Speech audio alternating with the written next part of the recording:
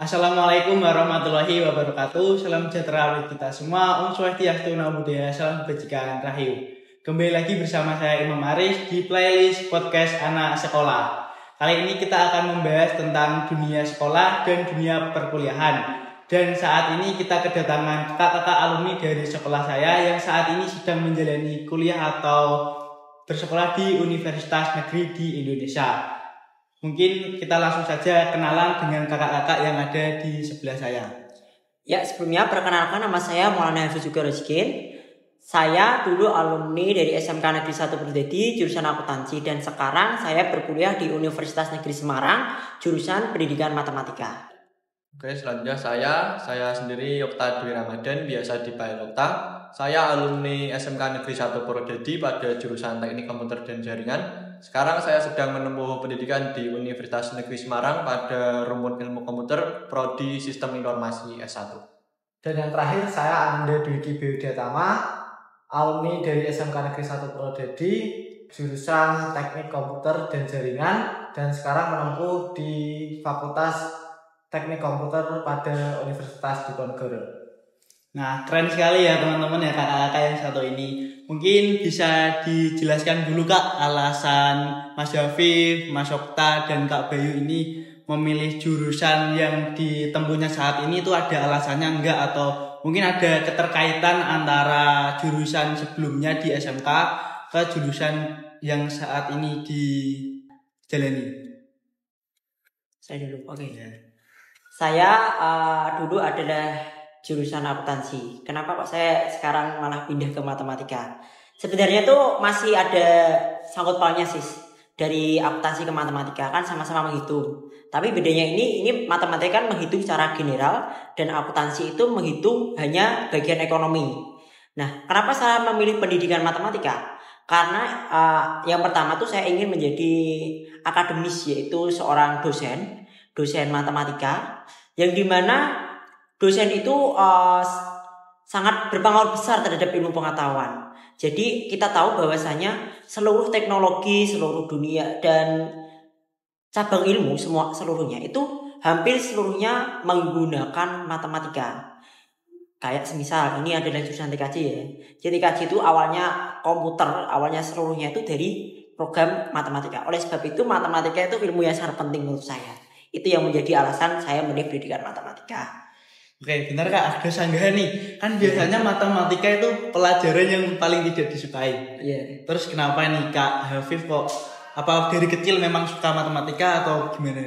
Nah, saya ingin memiliki sebuah penelitian yang dimana saya ingin menciptakan sebuah pembelajaran matematika itu yang sangat menarik, yang sangat diminati oleh seluruh siswa, yang dimana nanti mengubah statement di mana awalnya matematika tidak disukai menjadi matematika disukai dengan saya sebut sedikit ya, namanya tuh learning by playing with matematika. Itu yang masih saya gali sampai sekarang. Nanti konsepnya itu akan namanya aja learning by playing. Saya akan menggabungkan antara permainan dengan matematika.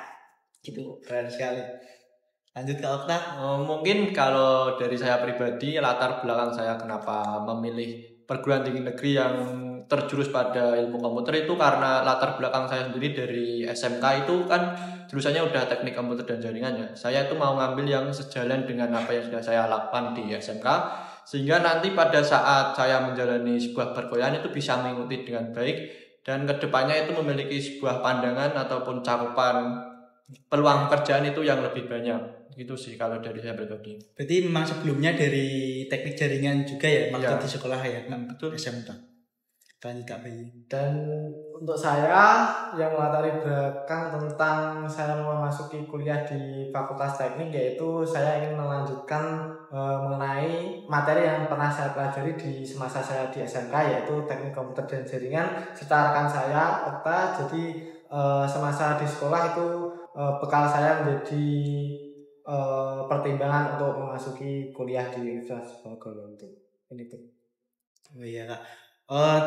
Terus Mas Hafif dan Kak Okta dan Kak Bayu ini masuknya pakai jalur apa sih Kak? Kalau saya jalur UTBK SNBT, jalur tes. Namanya dulu tuh namanya SBMPTN. Kalau saya sama Kak Bayu ini bisa diketahui banyak orang itu namanya biasanya jalur hoki, jalur prestasi ya. Iya, itu SNBP. Oh iya, mungkin banyak nih teman-teman yang bertanya. Biasanya kan ada statement kan, ada sebuah pemikiran bahwa jalur prestasi itu sebuah jalur hoki, jalur langit atau jalur apalah itu. Itu menurut Kak Okta dan Kak Bayu sendiri itu yang dipertimbangkan dalam proses penyelisihan atau pemilihan jalur prestasi itu seperti apa Kak? Atau hanya nilai saja atau mungkin dari sekolahnya juga atau seperti apa?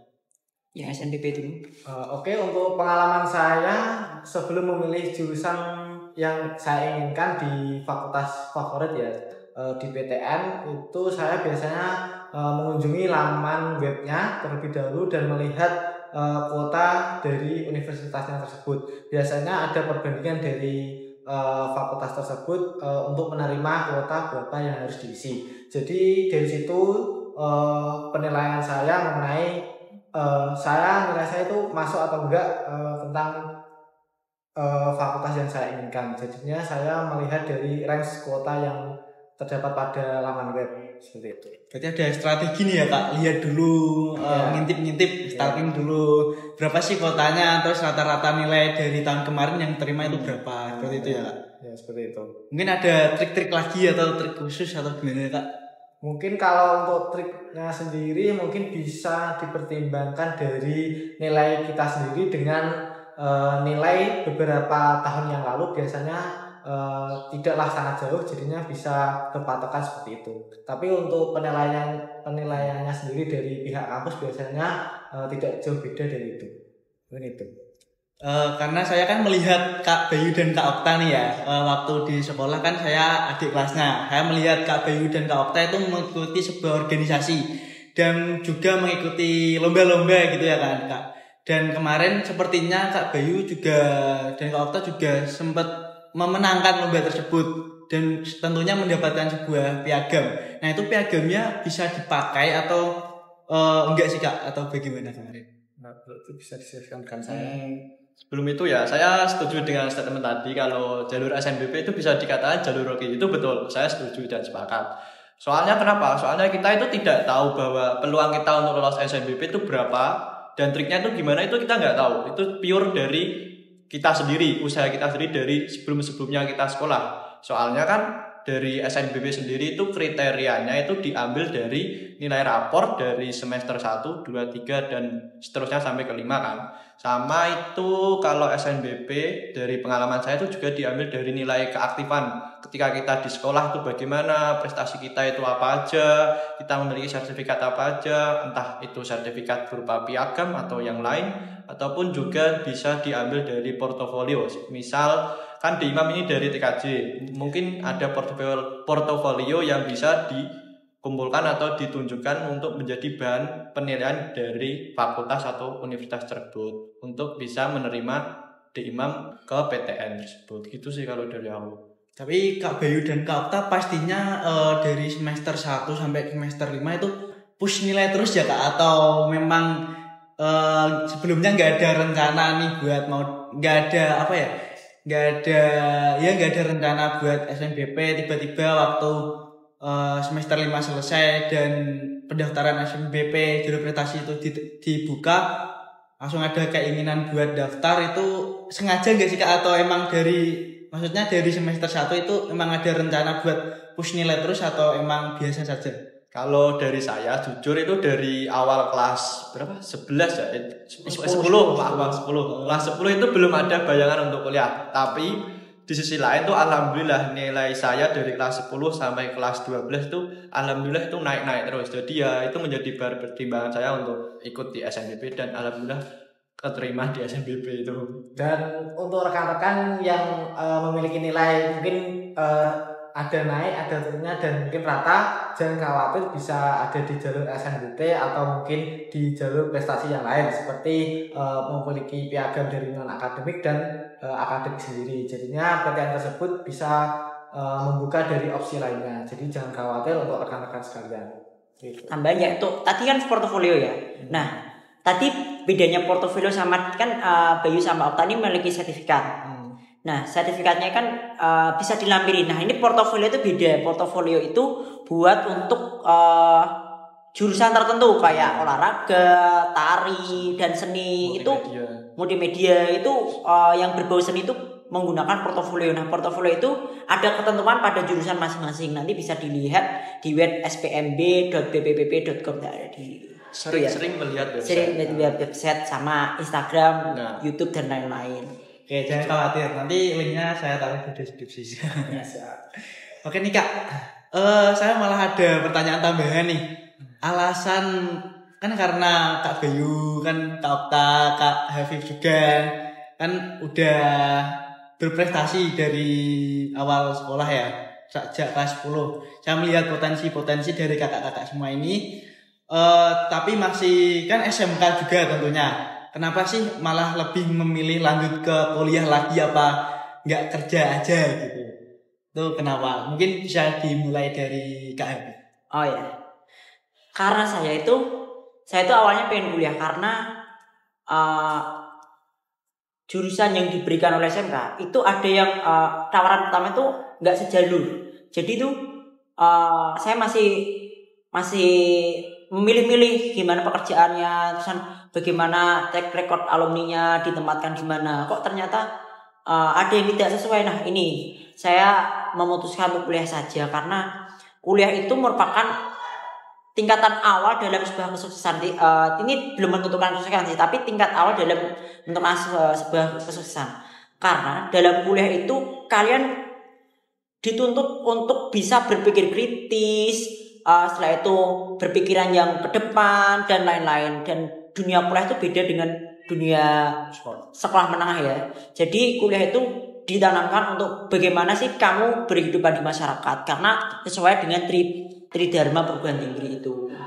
Tambahnya lanjut. Alasan Kak, kan alasannya beda-beda ya Kak. Jadi ini dijelaskan satu-satu. Kak, apa alasannya? Oke, kalau dari saya sendiri itu kenapa mempertimbangkan untuk kuliah? Sebetulnya itu dari awal SMK saya itu tidak ada kepikiran untuk kuliah, jujur saja itu nggak ada. Tapi gimana ya? Ketika sudah menjalani beberapa semester di sekolah itu saya tiba-tiba kepikiran untuk berkuliah.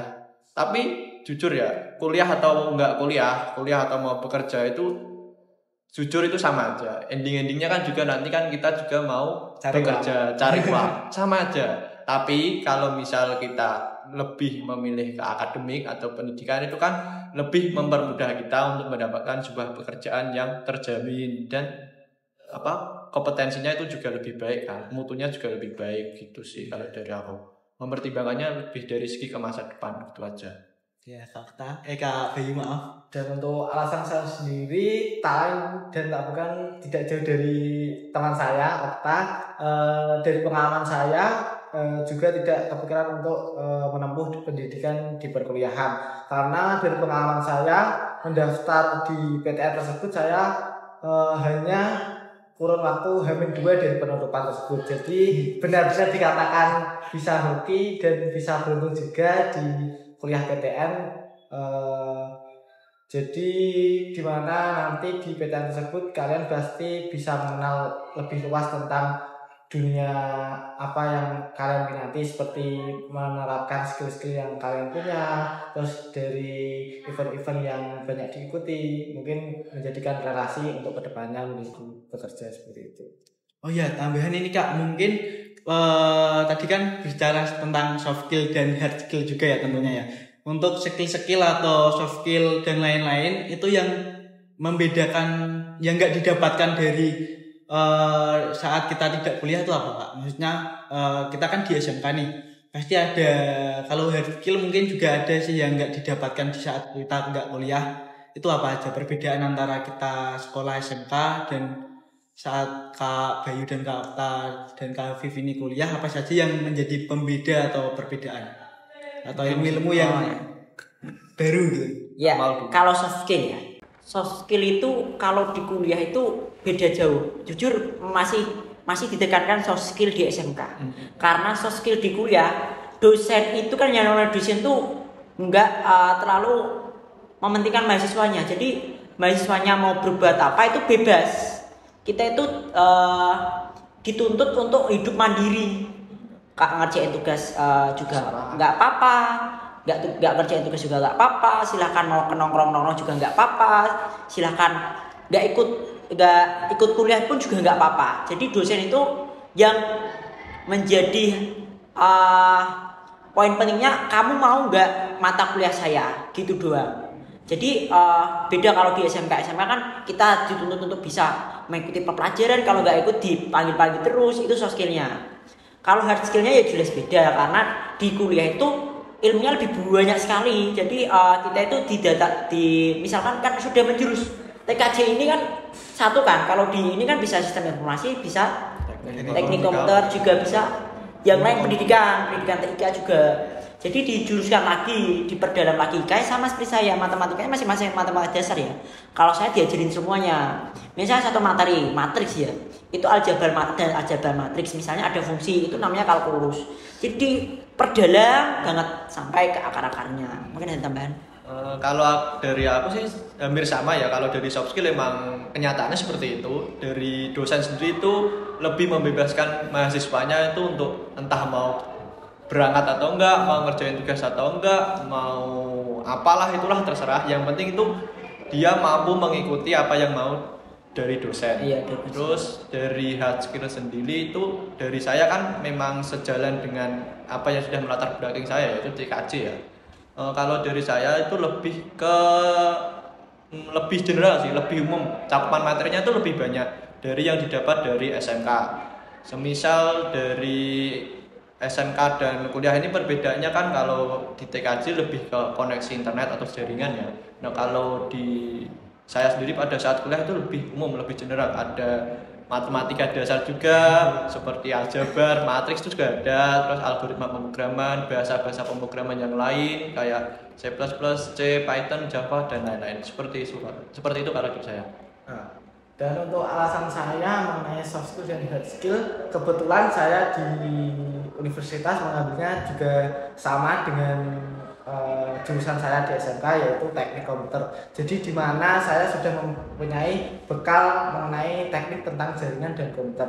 Jadi selama masa saya perkuliahan saya bisa lebih dari teman-teman saya yang belum mengenal tentang komputer. Jadi poin tambahan dari saya mengambil jurusan tersebut yaitu itu.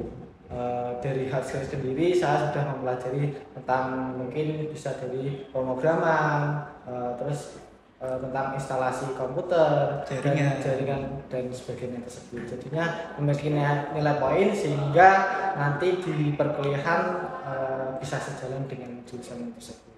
Tambahan lagi, jujur kuliah tuh enaknya tuh gini. Kan kalian kan dituntut berangkat pagi, pulangnya sore. Nah, kita tuh bisa berangkat pagi, pulangnya pagi. Tergantung mata kuliah. Misalnya dalam hari Senin itu kita dapat satu mata kuliah doang. Itu kita berangkat jam 7, pulang jam 9 dan gitu toh. Jadi setelah itu pulang. Tapi yang paling beda itu tugasnya. Tugasnya itu yang kita dibebankan. Jadi kan ada yang namanya SKS, sistem kebut semalam. SKS itu satuan kredit semester. Ya, satuan kredit semester. Nah, itu seperti jam pelajaran karena jam pelajaran pertama itu nilai, tapi SKS itu nilainya 45 menit. 45 menit dalam satu SKS. Minimal itu 2, maksimal bisa banyak. 4 maksimal 4 ya. Nah itu. Tapi nggak enaknya kalau dalam satu hari seluruh mata pelajaran ada. Misalnya dapat 4 mata kuliah misalnya 4 mata kuliah dalam satu hari itu nilainya 3 SKS mana itu pulangnya kamu sore. Pusing ya. Benar Kak, aku masih bingung nih SKS itu apa sih? Kan kalau di SMK ya kan paling cuma ada jadwal kan udah di jadwal. Iya. Tapi kalau di kuliah itu SKS itu berarti bisa misalkan udah dikasih misalkan kamu hari ini ada 4 SKS kayak gitu nggak sih? Enggak, itu ada jadwalnya juga. Ada jadwalnya juga tapi kalian kakak semua bisa mengambil lebih banyak SKS atau biar lulusnya cepat atau gimana? Bisa lebih dari. Tapi bolehnya 2 SKS doang. Iya. Jadi dalam satu kan kami masih semester 1 itu SKS-nya masih dipaketin. Kalau di UNES tuh semester 1, semester 2 masih dipaketin 22 SKS. Tergantung di jurusannya ada yang 20. Nah, 22 SKS. Nah, Kalau nanti semester 2 ke atas itu bisa nambah. Yang penting wajibnya 22. Tergantung nanti IPK-nya berapa. Kalau IPK-nya 3,5 itu bisa ngambil 24. Maksimal 24. Kalau misalnya di atas 3 itu bisa ngambil 22. Bawahnya lagi misalnya 3 IPK-nya 3 ke bawah 18. Itu 18. Makin turun IPK-nya. Semua itu tergantung IPK-nya. Kalau pinter bisa ambil borong semua ya. Biar cepat lulus. Biar cepat lulus. Tapi di sisi lain itu sebelum ada SKS itu ada apa? KRS itu ya? KRS ya, pemesanan dulu. Kamu harus kan di sini kan ada itu wali kelas loh. Nah, di sana tuh ada wali dosen. Jadi kamu konsultasinya sama wali dosen. Gitu. Kalau di kuliah gitu sih. Wali Mungkin dari Undip gimana?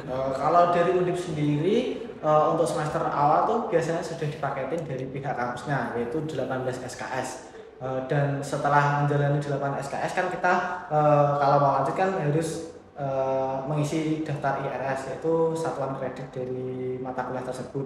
Jadinya setelah nilai kita dari semester 1 muncul, nilainya IPK berapa, nanti bisa dikonsultasikan kepada wali dosen untuk mengambil mata kuliah selanjutnya. Seperti yang mungkin sama kalau untuk yang nilai di atas 3,5 bisa 24 SKS dan di range nilai 3 mungkin 22 SKS dan 3 ke bawah di 18 SKS. Terus dengan soft skill yang dibebaskan dosen nih Kak. Kakak-kakak semua pada saat pertama kali masuk kuliah itu malah sering bolos atau sering awal masuk ya. Awal masuk kaget atau ada kultur shock ya mungkin. Kultur shock sih. Mejanya sih, kursinya itu kita harus latihan dulu. Kita harus latihan sih. Ya dimana kita pakai meja gini awalnya, kita tuh dituntut tuh pakai meja yang satu paket sama kursi dulu. Oh. Jadi kita senggol sedikit jatuh semua, Jadi itu latihan kursi ya. Latihan kursi. Ya itu harus di manage benar-benar karena mejanya itu beda. Terusan sama kan saya pertama kali kuliah itu pada mata kuliah yang paling sulit kalkulus itu. Wah, ini apa ini? Sulit banget. Kayak nggak expect sih kok gini banget, tapi lama-kelamaan belajar sekali bisa gitu. Kalau dari aku pribadi benar kultur shock itu pasti dirasakan oleh setiap maba ya, itu pasti dirasakan. Apalagi kalau misalnya yang kuliahnya itu di luar Jawa atau di luar dari tempat daerah tinggalnya ya, itu mesti ada rasa kultur shock. Terus mengenai pertama kuliah ya mungkin agak sedikit canggung ya kan, sistem dari sekolah menengah sama kuliah itu kan lebih beda jauh malah. Kemudian di awal saya kuliah itu masih biasa aja kayak membahas KRS lah, SKS lah, sama kontrak kuliah. Ya, lebih ke itu sih kalau pengalaman pertama kuliah itu. Iya, Maaf Kak, saya potong kontrak kuliah itu apa Kak? Apakah jadi asisten dosen atau apa? Gitu. Salah satunya yaitu kayak misal jadi cutting ya. Cutting apa? Oh iya, komting. Jadi komting kayak ketua kelas lah. Ya, kalau di sekolah itu namanya kan ketua kelas kan, itu komting. Nah, komting itu akan dapat reward sendiri, tergantung dosennya sih. Kalau reward sendiri, misal kamu komting dosen ini, kamu nanti insya Allah dapat A. Nah itu A. Tapi ada yang dosennya nggak gitu, karena sudah jeda ini. Jadi itu tiap matkul di jurusan masing-masing yang diambil itu mesti ada komting. Ya, komting. Kontrak kuliah ya tadi kontrak kuliah itu kamu persetujuan misalnya. UTS kamu bobotnya berapa maunya, UAS bobotnya berapa, tugas bobotnya berapa, proyek keaktifan berapa itu. Kasih misalnya dalam 100% misalnya UTS bobotnya 40 berapa itu dibagi. Tergantung aspek yang diberikan dosennya. Berarti kita dikontrak terus dikasih kayak syarat-syarat tertentu. Iya, benar. Dan apa yang terjadi ketika kita tidak memenuhi syarat tersebut, Mas? Ya, itu tadi nilainya IPK. Kamu dikasih nilai berapa? Kalau misal di komting jurusan di komting matkul itu biasanya kalau nggak memenuhi syarat itu dapat nilai yang di bawah B. Yaitu C itu kalau di semester selanjutnya itu harus mengulang. Kalau mau nilainya kumlot di akhir. Tuh biasanya gitu. Kalau dari pengalaman saya kan pasti beda dari luar saya. Saya sendiri kan saya manggilnya teknik ya, yang untuk mengatasi dari culture shock setelah pertama sebagai maba, yaitu yang pertama itu usahakan untuk bisa datang lebih awal. Jadi di mana datang lebih awal itu bisa untuk kalian mempersiapkan diri seperti perkenalan atau mungkin bisa sharing-sharing kepada teman. Ya, itu membangun mulai dari situ. Jadinya untuk rekan-rekan yang mungkin introvert atau pas diam aja nggak mau bingung mau ngapain, mungkin bisa dicoba dengan datang lebih awal dan bicara dengan rekan-rekan sebelumnya. Jangan lupa ikut TPKMB. SKSD ya, SKSD. Jadi kalau di teknik sendiri kan itu jamnya lebih itu bebas. Semisal datang pagi pulang bisa siang pulang bisa ya. malam. Mungkin bahkan dari pengalaman saya sendiri datangnya yang lainnya sudah pada pulang di jurusan saya baru masuk. Nah itu bedanya. Kadang juga gitu. Kita tuh nggak tahu jam kuliahnya kapan. Entah sore, siang, bisa mah berangkatnya jam. Misalnya mahasiswa tuh jarang kalau misalnya dia itu bisa bangun pagi. Ya. Karena kuliahnya bisa jadi dia siang. Tergantung mood dosen. Ya. Kadang sudah ditentukan nih jadwalnya gini. Kadang dosen membatalkan. Ya. Nah ini yang maju ya. Teman-teman yang maju dari Demak itu kan pernah maju. Ya. Di tengah perjalanan udah berangkat jam 7. Tapi di tengah perjalanan udah kombios udah ada notif masuk. Tapi ada notif masuk. Perkuliahan diganti ya. Nah, itu paling sebel dosen kayak gitu. Enggak enaknya kuliah ya itu. Ya itu. Dibatalkan perkuliahannya. Batalkan sepihak itu ya. Sama juga nanti ya ini kan pas awal masuk kuliah. Tapi kan juga ada pengenalan orientasi namanya PKMB. Dulu saya berangkat sampai jam berapa? Berangkatnya tuh pagi ya. Jam 3 siang subuh. Sebelum subuh demi PPKMB. Sampai pulang itu maghrib. Ya. Kalau di UNES ya, kalau Ya. di Undip kan beda Dipo itu. Nah, Lebih aku jelas namanya kan? PPKMB pengenalan Nggak tahu lupa. PPKMB. Jadi ada PPKMB. Universitas, fakultas sama jurusan. Yang nginep tuh jurusan. Bisa nginep karena saya jurusan tuh bisa 2 hari. Ini 3 hari. Kalau fakultas sama itu nggak nginep tapi bisa 2 hari sama 3 hari. Manfaatnya ikut itu apa? Nah, ya itu dikenalkan. Yang pertama dikenalkan Univ dulu. Pengenalan lingkungan baru lah. Istilahnya kayak di FLS, MOS gitu. Kalau Bayu gimana? Undip ini beda ini. Kalau di Undip sendiri pasti itu ya KKN pasti dari semua PTN sama, dan dari prodi sendiri mungkin bisa pengenalan tentang prodi yang akan dipelajari seperti mata kuliahnya apa, pengenalan tentang dosen dan bagaimana budayanya di prodi tersebut. Mungkin itu saja dari saya tentang teknik. Karena jujur teknik lebih santai, mungkin dari pendapat saya seperti itu. Tapi nggak tahu kalau untuk teknik yang lain. Ingat masih semester 1. Masih semester 1. Mungkin kalau nanti udah semester berlanjut, Nah, itu nggak tahu. Nah ini ada Mbak, ini kemarin pas PPKM ada Mbak Najwa Shihab. Kita ada siapa? Pas Teguh. Pas Teguh. Jadi tamu undangannya itu langsung artis. Iya. Ikut kalau univ kayak gitu tuh kemarin UGM apa?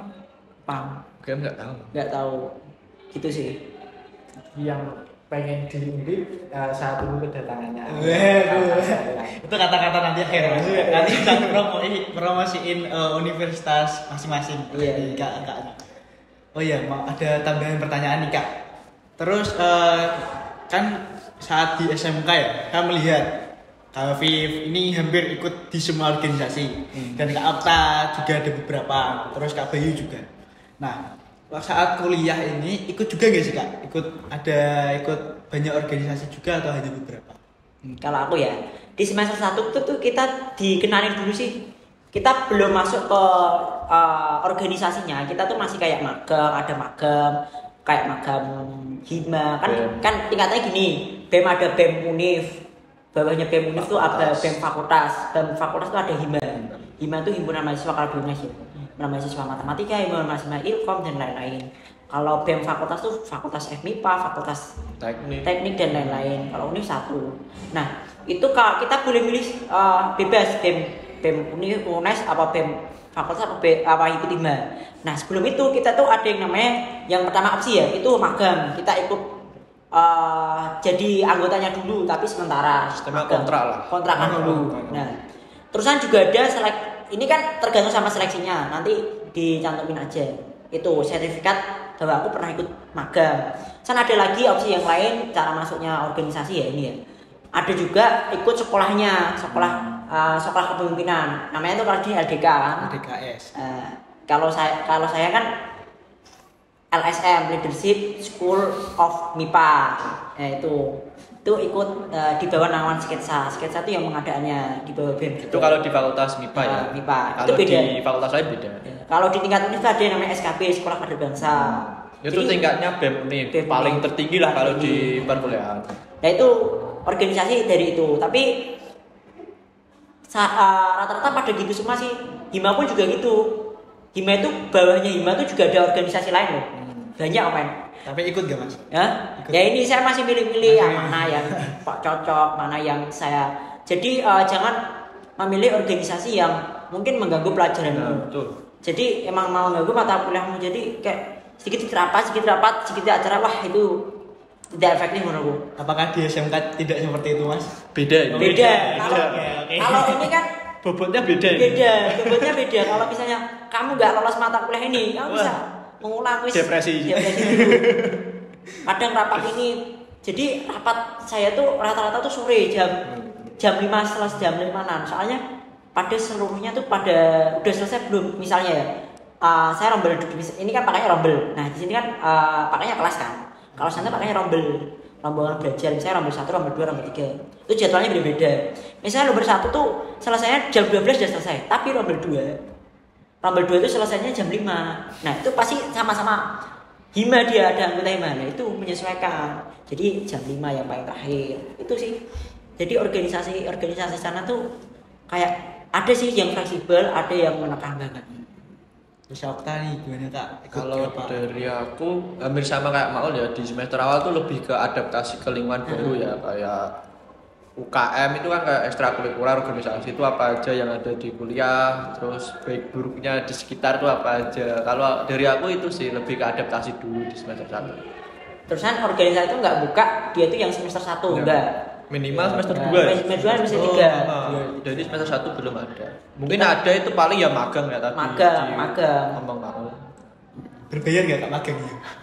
Kayak ada Kita yang bayar. bayar. Oh kita yang bayar malah. Tapi bayarnya kita mungkin beli bajunya atau Merchandise lah, lebih ke merchandise-nya. Kalau dari saya sendiri mungkin itu ya, kalau tips dari maba-maba biasanya kalau semester 1 itu masih belajar untuk mengejar nilainya, jadi belum minat di apapun itu kegiatan di mahasiswa seperti UKM. Kalau di itu namanya UKM, kegiatan mahasiswa. Biasanya diperuntukkan untuk mahasiswa yang memiliki bakat bisa mengikuti lebih lanjut seperti itu. Dan biasanya untuk semester 1 masih beradaptasi sama dunia perkuliahan sih, bagaimana menyesuaikan diri tentang kita terjun di universitas itu. Tapi nanti kedepannya minat gak sih kak? Atau ada rencana buat masuk gak? Mungkin suatu saat bisa minat untuk menambah relasi ya, karena di dunia perkuliahan relasi sangat dibutuhkan, karena banyaknya relasi itu memudahkan kita untuk mencari informasi pekerjaan. Mungkin bisa dari magang, mungkin bisa perkenalan untuk tukar pembelajaran, atau mungkin bisa membuka peluang usaha seperti itu. Okta, rencana ke depan ada mau ikut atau enggak?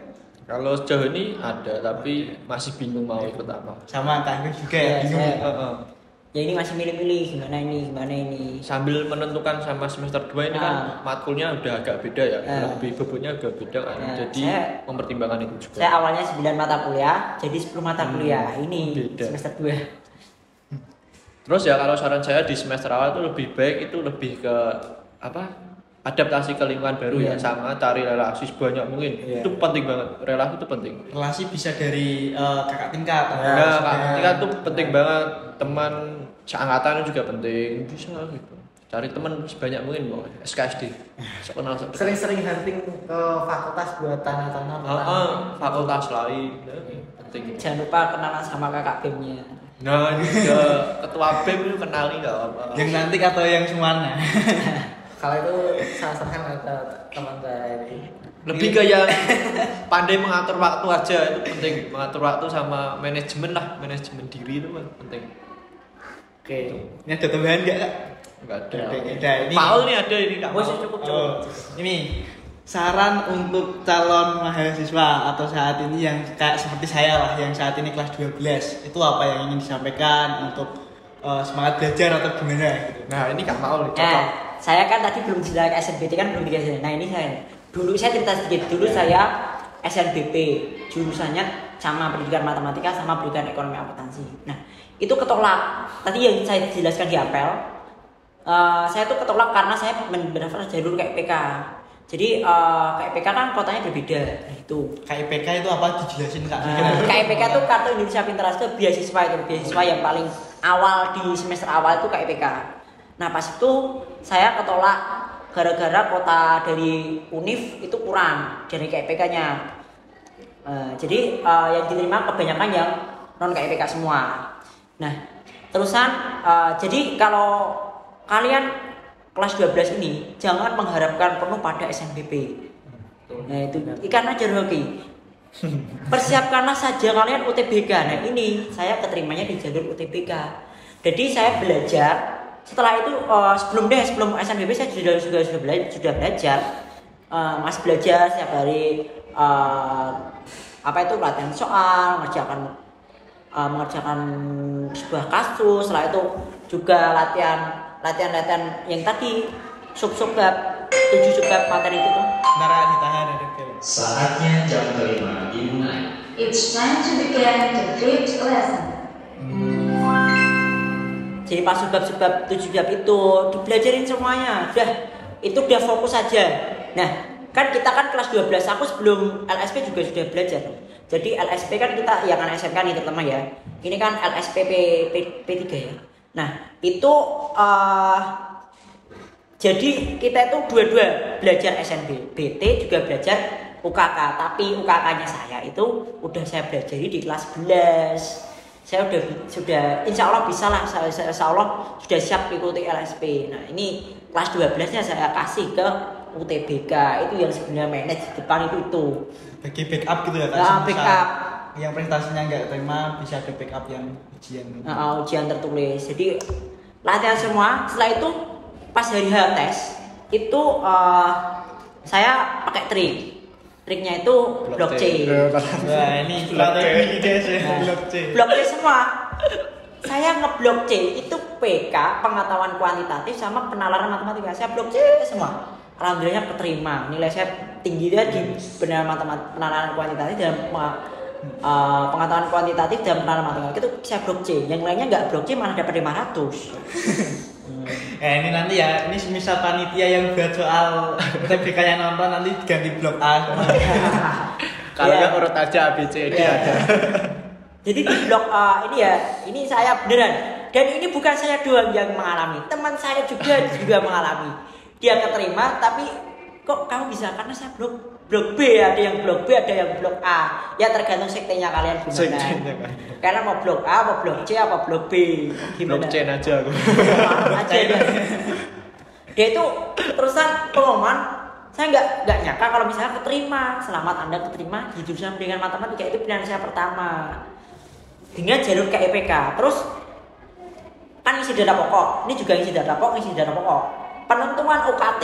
Kalian tuh setelah keterima, kalian tuh masih mikirin berapa UKT saya. Jadi ngisinya itu sesuai dengan ekonomi masing-masing. Yang jalur KIPK itu di jalurku ya, itu belum tentu keterima belum keterima KIPK. Jadi masih ada seleksi selanjutnya, yaitu pengisian data pokok. Itu yang bikin kamu keterima KIPK di univ itu enggak. Jadi yang memberikan KIPK itu universitas, bukan lembaga pemerintah. Ya lewat universitas. Jadi yang berhak memberikan kuota tuh univnya tadi. Setelah itu pertama kali saya buka UKT kok 1 juta dulu, 1 juta. Setelah itu turun lagi jadi 500.000 UKT golongan 1. Nah dari itu kok masih aku pengen KIP, masih ngejar KIP. Setelah itu saya bayar ke bank, tapi saya bayarnya ke Semarang. Saya langsung datang ke dekanatnya. Bu, ini seharusnya saya dapat KIPK tapi nggak dapat. Dan ini gimana? Kesalahan saya itu tidak melampirkan KIP saya, KIP dari sekolah. Di pas data pokok kan ngirim kan. Setelah selesai ngisi data pokok tuh kita ngirim berkas ke Univ. Nah saya lupa satu, KIP itu gak kasih. Oh iya nih Kak, saya potong ya. Tanya ini tadi untuk beasiswa ya Kak. Untuk beasiswa itu daftarnya sebelum kita masuk kuliah atau setelah kita diterima di kuliah? Nah, diterima di kuliah dulu, kamu nggak keterima kuliah kok bisa dapat beasiswa tuh gimana? Iya kalau Univnya itu mau terima kamu, kalau enggak. Terus nih Kak, tambahan nih. Terus yang saat ini kan mungkin belum kayak saya nih, dan teman-teman mungkin yang nonton juga. Yang harus dipersiapkan itu apa? Apa? Yang kayak PK? Iya. Yang maksudnya ketika kita kan belum sekolah ini masih kelas 12, yang harus disiapkan untuk menyicil lah nanti supaya waktu udah kuliah itu mengurus KIPK-nya itu lancar dan aman, mulus lah. Oh, mulus. Saran saya kamu terdaftar di DTKS. Kamu DTKS sebutkan panjangannya. DTKS itu data terpadu kesejahteraan sosial kayak itu dari Kementerian Sosial. Jadi Kementerian Sosial itu memberikan DTKS kepada calon-calon mahasiswa yang kurang mampu, yang dimana itu mahasiswanya tuh layak jadi penerima KIPK gitu. Jadi itu yang DTKS. Nah DTKS itu misalnya wah saya kok nggak DTKS, saya mau ngurus tahun ini, nggak bisa.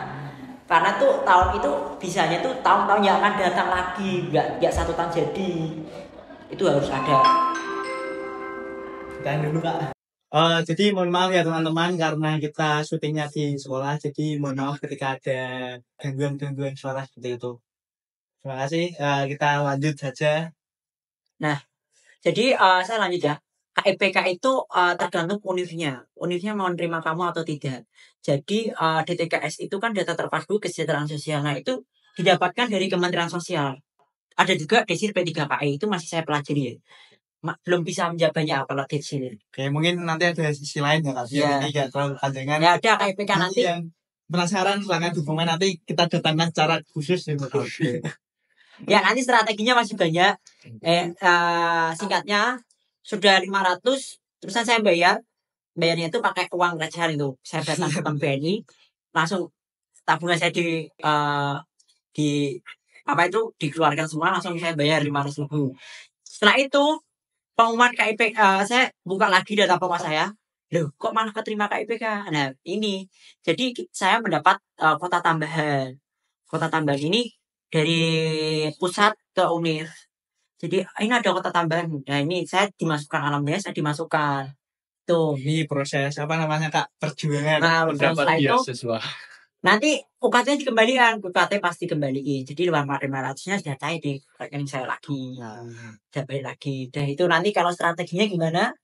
Nanti bisa lain video ya. Oke. Nanti di komen aja mau tanya-tanya apa, kita datangkan lagi spesial untuk kalian. Oke. Ini terakhir Kak, biar waktunya nggak kepanjangan, mungkin silahkan apa ya? Dipasarkan atau ditunjukkan universitas kakak-kakak semua, apa sih bedanya universitas kakak-kakak semua ini dari universitas yang lain, biar mungkin ada teman-teman yang mau daftar di universitas kakak itu biar tertarik gitu. Ya kalau misal mau join kalian bisa ikut IG siaran langsung kayaknya hari ini ada siaran langsung di UNES. Yang penting tanggalnya Mas, hari ini kan belum tentu hari udah lewat. Ini jam 10 Januari ya ada live ini nggak live ya. Jadi nanti ikuti aja 2024 siap masuk UNES, itu ikuti aja 2024 siap masuk UNES gitu ya. UNES itu paling bagus adalah di jurusan pendidikannya. Jadi bagusnya di jurusan pendidikan itu paling bagus kalau kalian ingin jadi guru, ingin jadi dosen, ingin jadi tenaga pendidik, masuklah UNES.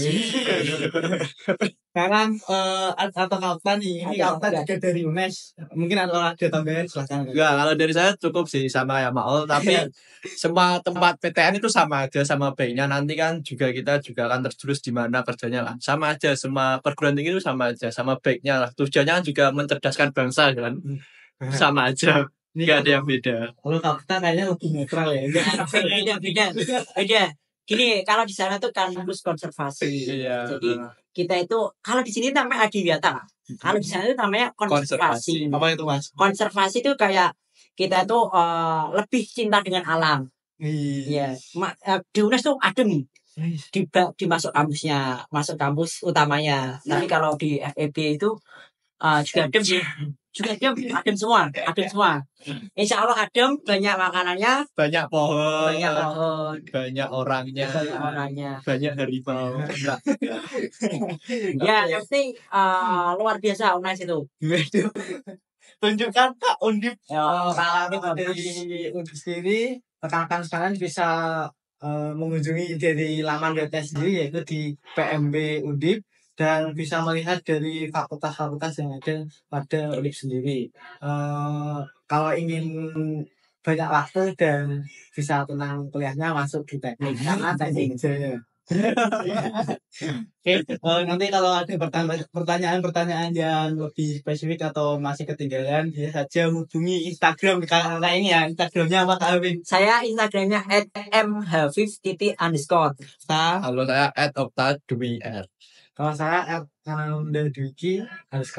Ini di bawah ya nanti ya. Ya juga nanti juga, tapi nanti saya akan tampilkan video juga. Oke, terima kasih ya Kak atas waktunya sudah meluangkan waktunya untuk ke sekolah dan bertemu dengan saya, dan tadi juga sempat bertemu juga sosialisasi kepada teman-teman kelas 12. Mungkin mohon maaf apabila ada kesalahan yang saya sampaikan. Untuk penonton juga, saya mohon maaf apabila ada kesalahan dalam tutur kata saya dan mewakili kakak-kakak yang ada di sini. Terima kasih. Jangan lupa like, comment, dan share video ini. Assalamualaikum warahmatullahi wabarakatuh. Teknik jaya. Kalau saya FIPA ini teknik. Ya, oke. SMK bisa. Ada pepatah mengatakan keberhasilan adalah usaha diri sendiri. Wih, tangan. Terima kasih. Oke. Siap, Mas. Apa?